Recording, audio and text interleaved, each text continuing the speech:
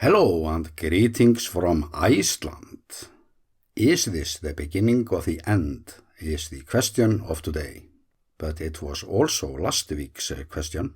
But it was then when I was planning to post this update. But I went on this road trip by surprise. And to be honest, it is just not that much happening up by the volcano in the moment. So I got a few days break. And since it's been so quiet up there isn't all that much of new footage around relating to the ongoing story. So I'm using the chance now to show you a bit from the Icelandic summer for a change while I do this reading. But anyway, there are obviously some changes going on. Changes in the tempo, if we can say so. But it is fluctuating a whole lot. And at certain moments, we thought that this was over and done with, like a week ago. But then, like before, it started up. But even for the fact that we didn't see any lava coming up from the vent for a while, it was most likely still pumping, but only through some of the closed underground channels there, since about half or even more of the lava that's been coming up has been coming up through such underground channels, or so I learned in the last days from a recent interview with a volcanologist. And he was saying that lava loses very little heat when traveling through those closed channels, possibly as little as 0.1 degree Celsius each kilometer. But when it flows through open channels, like we like to see in front of our cameras, the heat loss is much greater, or about 100 degrees for each kilometer traveled. And that can be confirmed through the lava thickness in Geldingadalur, Geldinga Valley, the valley where it all started. That is where the deepest lava pond can be found, and it has been growing still.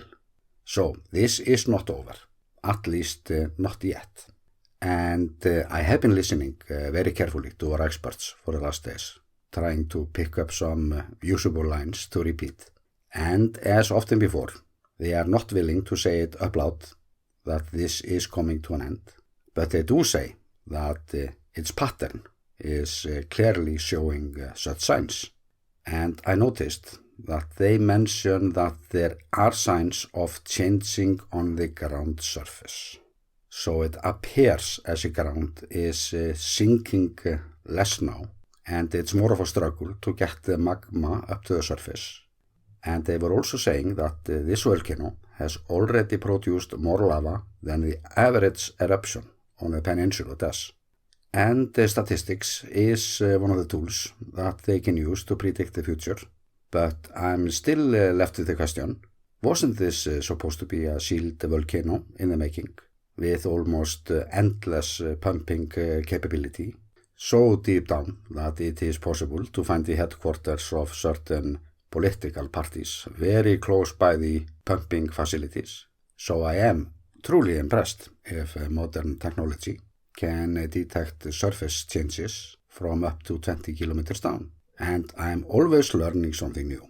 And if this is to come to an end now, it is a good timing in regards of the South Coast Road and the latest barriers that I've mentioned in my last video, and of course the farmland at risk. But it is, however, a bad timing for the tourist industry, which is, by the way, blooming now.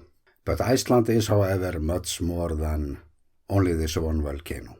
And I am truly hoping the same for my channel, or that it will turn out to be something more than just this one volcano coverage. So I have asked myself a bit what will happen to my channel if the eruption is coming to an end.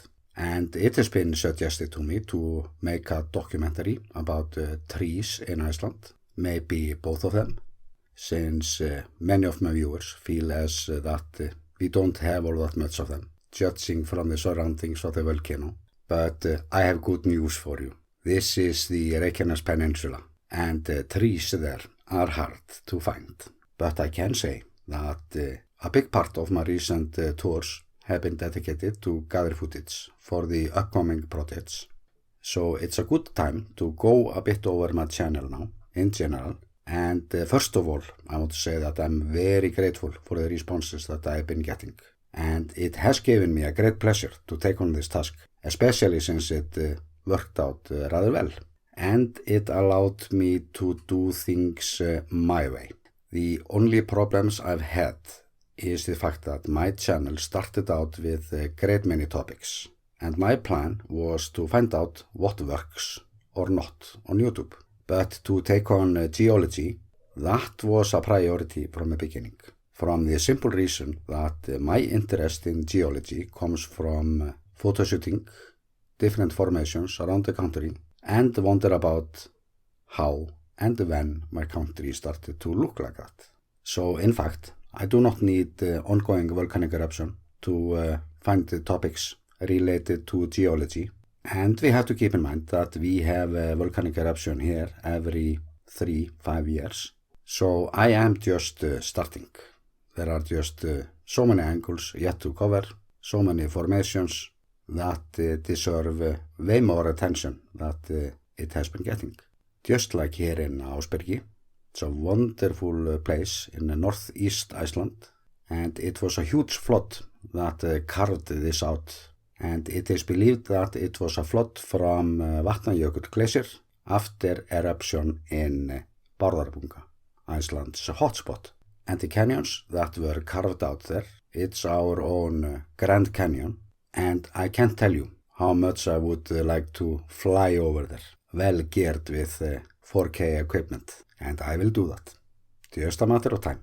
And one of the challenges that I'm facing now is what topics can I have on this Just Icelandic channel? So next winter I will be making some changes, like opening up new YouTube channels with its own themes that won't break up the theme that I'm trying to maintain on this channel, or not to bore you with uploads far away from the subject you came to see here. But I do, however, want to keep this channel open for some of the content that I've been translating or making myself, or content about our culture and our history. After all, our coexistence with the forces of nature is such an important part of our national consciousness, identity and history. And in my mind, a story about the volcanoes in Iceland has to involve the people, else there would be no story. And it's also because I know for a fact that many of my viewers in Canada and the USA especially were born there because of the Askja eruption in the year 1875. So many of my viewers are descendants of Icelanders who fled due to the hardship here. And I'm leaving a link for you to a video about that period. And I want to welcome Icelanders abroad especially. But overall, I have the feeling that it has been appreciated that I'm trying to mix together our history together with the hottest volcano news and stories of the real life in Iceland. So I want to keep those two topics together, at least for as long as I can. And I have also done my best to stay away from the carefully written tourist version of Iceland that is aimed to please everyone and carefully thought out in order to maintain a certain image, or to show you this when the reality might be something closer to this. Then I want to mention that I have lots of content in the making that relies solely on the tourist industry, or a bunch of short videos that will be very useful, and they deserve a framework of its own and a web page as well. So I am using the summer now to record some of the content I need, and that new channel will be up and running before next summer. So overall I have long-term plans for YouTube and me. And the same will go for another project that I'm working on. But I've been asked a lot about more footage from Icelandic nature, animals and such. And as for me, that is material that I love to work with. But it's harder to edit it. The usual way to present Iceland in that way is to stick within the parameters of what is good length of a YouTube video. And that would be 2-3 minutes with music and cut every 3, 5, 7 seconds. That is in a way very fine format, nothing wrong with that, but that is the quick side of Iceland. The other option is longer takes, longer videos in different themes, and I am pretty sure that I have found the best possible way to present that side of Iceland. That will be done in a more relaxing framework, where I can let my best shots just roll, where I don't have to cut them every few seconds. But that will be a pretty large project of its own. It requires a whole lot of footage. So I took a decision to gather the footage now this summer, open a channel in the fall, and start editing. So overall, what I'm talking about is to make sure that my subscribers who are here for the Volcano content will not be flooded with too much stuff they don't care about. And I'm just gonna wait and see how that approach works.